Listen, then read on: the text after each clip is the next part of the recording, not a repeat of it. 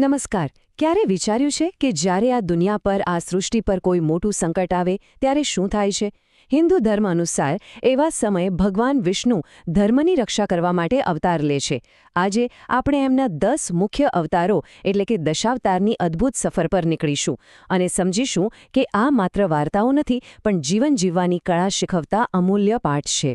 તો આ અવતારો છે શું? શું એ માત્ર જૂના જમાનાની વાતો છે?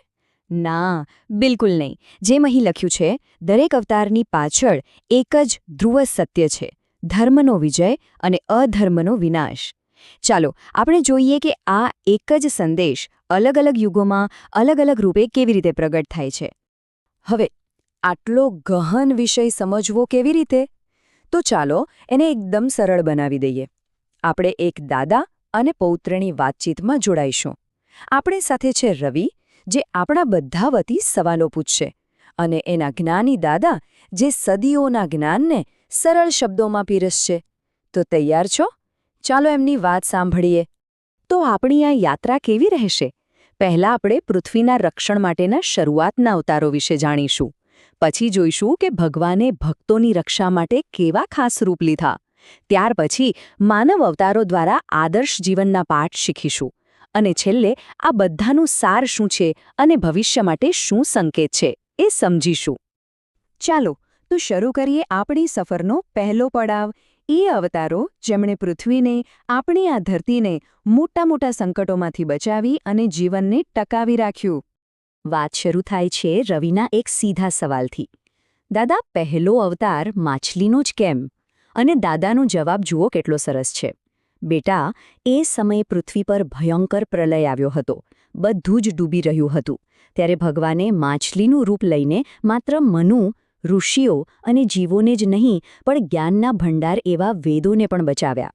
આમાંથી શીખવાનું એ જ છે કે સૌથી મોટી આફતમાં પણ જ્ઞાન અને જીવનનું રક્ષણ સૌથી પહેલાં કરવું જોઈએ. રવિની જિજ્ઞાસા તો વધતી જ જાય છે. એણે પૂછ્યું, દાદા, પેલું સમુદ્ર મંથન શું હતું?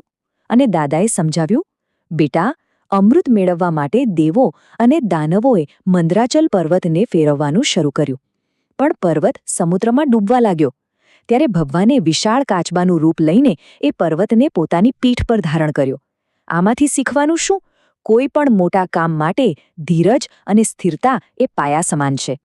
રવિને તો નવાઈ જ લાગી. શું પૃથ્વી ખોવાઈ ગઈ હતી? એ કેવી રીતે શક્ય છે દાદા? દાદા હસીને કહે છે, એક રાક્ષસ હતો, હિરણ્યાક્ષ. એ પૃથ્વીને ઉઠાવીને પાતાળમાં લઈ ગયો. ત્યારે ભગવાને વરાહ એટલે કે એક શક્તિશાળી ભૂંડનું રૂપ લીધું અને પૃથ્વીને પાછી લાવીને સ્થાપિત કરી. આ કથા આપણને એક જ વાત યાદ અપાવે છે: આપણી આ ધરતીનું રક્ષણ કરવું એ આપણી સૌથી મોટી ફરજ છે. આજે પણ આ વાત એટલી જ સાચી છે, નહીં? પૃથ્વી તો બચી ગઈ, પણ હવે વાત આવી ભગવાનના ભક્તોની. તો હવે આપણે એવા અવતારોની વાત કરીશું જે ખાસ કરીને અધર્મી શક્તિઓથી પોતાના વહાલા ભક્તોને બચાવવા માટે જ પ્રગટ થયા. દાદા, અડધો સિંહ અને અડધો માણસ, આવું રૂપ કેમ? રવિનો સવાલ એકદમ સાચો છે, અને એની પાછળનું કારણ તો એનાથી પણ અદ્ભુત છે. ભક્ત પ્રહલાદના પિતા હિરણ્યકશિપુને વરદાન હતું કે દિવસે કે રાત્રે, ઘરમાં કે બહાર, માણસ કે પશુથી, શસ્ત્ર કે અસ્ત્રથી ન મરી શકે. એટલે જ ભગવાને સંધ્યા સમય ઘરના ઉંબરા પર નરસિંહ રૂપે પોતાના નખથી એનો વધ કર્યો. આ બતાવે છે કે ભગવાન પોતાના ભક્ત માટે કોઈ પણ બંધનને તોડી શકે છે. અદ્ભુત છે ને? પણ પછી ભગવાને આટલું નાનું એક વામન બ્રાહ્મણનું રૂપ કેમ લીધું? દાદાએ સમજાવ્યું, કારણ કે સામે રાજા બલિનો અહંકાર પર્વત જેવડો મોટો હતો. એને તોડવા માટે ભગવાને નાનું રૂપ લીધું અને માત્ર 3 ડગલા જમીન માંગી. બલિરાજા હસવા લાગ્યો, પણ ભગવાને 2 ડગલામાં જ પૃથ્વી અને આકાશ માપી લીધું અને 3જું ડગલું બલિના માથા પર મૂકીને એને પાતાળમાં મોકલી દીધો. અને બસ આ જ સંદેશ છે: અહંકાર ભલે ગમે તેટલો મોટો હોય, એનું પતન તો નક્કી જ છે. ચાલો હવે આપણે એવા અવતારોની દુનિયામાં જઈએ જેઓ આપણા જેવા જ મનુષ્ય રૂપે આ ધરતી પર રહ્યા અને આપણને શીખવી ગયા કે એક આદર્શ જીવન કેવું હોઈ શકે. દાદા, પરશુરામ વિશે સાંભળ્યું છે કે એ બહુ ક્રોધી હતા. એવો કેમ? અને દાદાએ બહુ સરસ વાત કરી. બેટા, એમનો ગુસ્સો કોઈ વ્યક્તિ માટે નહોતો, એ અન્યાય સામે હતો. એ સમયે રાજાઓ ઘમંડી અને અત્યાચારી થઈ ગયા હતા. પરશુરામે એમને સજા આપીને સમાજને શીખવ્યું કે અન્યાય સામે ચૂપ રહેવું એ પણ અધર્મ છે. દાદા, આપણે બધા શ્રી રામને મર્યાદા પુરુષોત્તમ કહીએ છીએ. એનો અર્થ શું? અને દાદા સમજાવે છે કે કેવી રીતે એમણે જીવનના દરેક પગલે મર્યાદા અને ધર્મનું પાલન કર્યું. પિતાના વચન માટે રાજગાદી છોડી દીધી, પત્નીના સન્માન માટે આખું યુદ્ધ લડ્યા. એમનું આખું જીવન જ એક સંદેશ છે કે એક આદર્શ દીકરો, પતિ, ભાઈ અને રાજા કેવો હોવો જોઈએ. અને હવે આવે છે ભગવાન શ્રીકૃષ્ણ. રવિએ એક બહુ અગત્યનો સવાલ પૂછ્યો. જો એ ભગવાન હતા તો એમણે મહાભારતનું યુદ્ધ રોક્યું કેમ નહીં? અને દાદાનો જવાબ સાંભળવા જેવો છે. બેટા, તેમણે યુદ્ધ કરાવ્યું નહીં, તેમણે ધર્મના પક્ષને માર્ગ બતાવ્યો. અને યુદ્ધના મેદાનમાં અર્જુનને જે ગીતા જ્ઞાન આપ્યું એ આજે પણ આપણને જીવનના દરેક સંઘર્ષમાં માર્ગદર્શન આપે છે. એનો સાર શું? તારું કામ કર, ફળની ચિંતા કર્યા વગર. આપણી આ સફર હવે અંત તરફ જઈ રહી છે. હવે વાત એ અવતારોની જેમણે જ્ઞાનનો નવો પ્રકાશ ફેલાવ્યો અને જે ભવિષ્યની આશાનું પ્રતીક છે. દાદા, શું ભગવાન બુદ્ધ પણ વિષ્ણુના અવતાર હતા? રવિના આશ્ચર્યમાં આપણું પણ આશ્ચર્ય છે. અને દાદા કહે છે, હા બેટા, જે સમયે સમાજમાં હિંસા અને કર્મકાંડ વધી ગયા હતા ત્યારે તેમણે શાંતિ, કરુણા અને અહિંસાનો માર્ગ બતાવ્યો.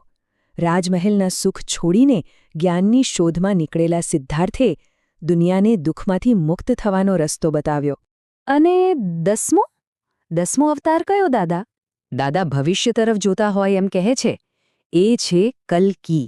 એ હજુ આવ્યા નથી. શાસ્ત્રો કહે છે કે જ્યારે કળિયુગમાં પાપ અને અધર્મ ચરમસીમાએ પહોંચશે ત્યારે તેઓ સફેદ ઘોડા પર સવાર થઈને આવશે અને દુષ્ટોનો નાશ કરીને ફરીથી ધર્મની સ્થાપના કરશે. આ માત્ર ભવિષ્યવાણી નથી, પણ એક વચન છે કે અંતે જીત તો ધર્મની જ થશે. તો આ 10 અવતારોની કથા આપણે સાંભળી, પણ આ બધી વાર્તાઓને જોડીને જોઈએ તો એનો સાચો મતલબ શું નીકળે? ચાલો હવે એના ઊંડા સારને સમજીએ. આ એક ખરેખર અદ્ભુત દૃષ્ટિકોણ છે. શું દશાવતાર એ ખાલી ધર્મની વાત છે કે પછી એમાં જીવનના વિકાસનું વિજ્ઞાન છુપાયેલું છે? જુઓ, પાણીમાં રહેતા મત્સ્યથી શરૂઆત થઈ, પછી જમીન અને પાણી બંનેમાં રહી શકતા કૂરમાં આવ્યા, પછી જમીન પર વરાહ, અને ધીરે ધીરે નરસિંહ, વામન, પરશુરામથી લઈને સંસ્કારી સમાજની સ્થાપના કરતા રામ અને કૃષ્ણ સુધી. આ તો જાણે પૃથ્વી પર જીવનની ઉત્ક્રાંતિની જ ગાથા છે. તો આ આખી સફરનું નિચોડ શું? આપણને જીવન જીવવા માટે 5 મૂળભૂત સિદ્ધાંતો મળે છે.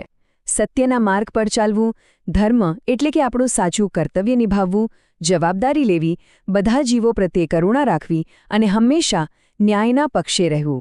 આ જ તો એક સારા અને મજબૂત સમાજનો પાયો છે. અને છેલ્લે દાદા રવિને જે કહે છે એ જ આપણા સૌ માટેનો અંતિમ સંદેશ છે. બેટા, આ કથાઓ માત્ર સાંભળવા માટે નથી, પણ જીવનમાં ઉતારવા માટે છે. આ જીવન જીવવાની એક રીત છે.